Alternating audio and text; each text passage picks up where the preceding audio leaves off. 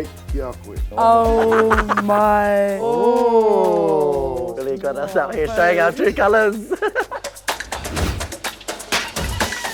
Tonga mai ki te whare o Ohinga. Anei te kēmu. He hara nei ki a koe.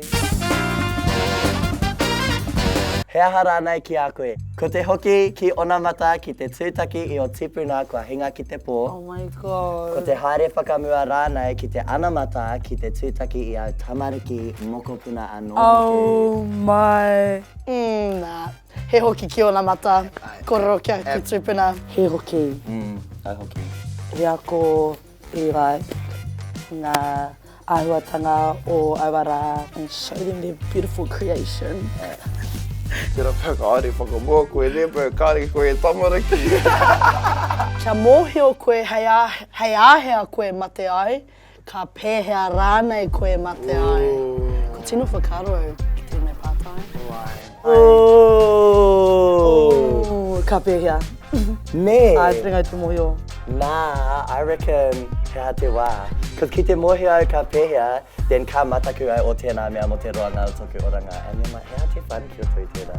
Ki te moio au, e moio ana, ai, kai ahau tēnei te roanga ki te kite I tēnā tangata o ki te mahi I tēnā mahi kāre anō au ko mahi. Ka pēhea. Ne? Because ki te mōhio au hei āhea, ka tino like anxiety, building up ki taua wā. Engari ki te mōhio au me pēhea, ka just, ka karo au ia mo mahi. Ka rea pirangi te mōhio te roanga o taku life, you know. E kao. Ka live it up till that moment comes and then whoop. He aha rānei ki a koe. Kia reo Pākehā anake, kia reo Māori anake. Mama. Ai, Reo Pākehā. Engari. Nā, ka reo Māori. Reo Māori. Reo Māori. Nā, reo Māori. Take that. He hara nei ki a koe. Kia mōhio pū te tangata ki ngā neki hanga o au pū te apeke. Ko te mōhio pū rānei o te tangata ki ngā kōiri ringa kōrero o tō ao whai ai pō. Oh.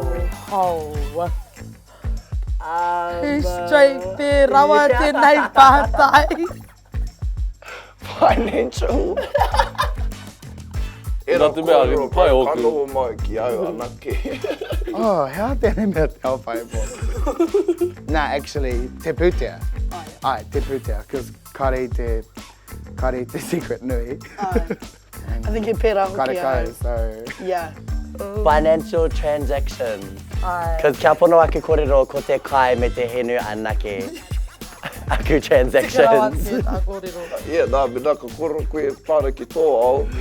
Kahi koe mai tō waini ki roto nei mai patu mai a māua.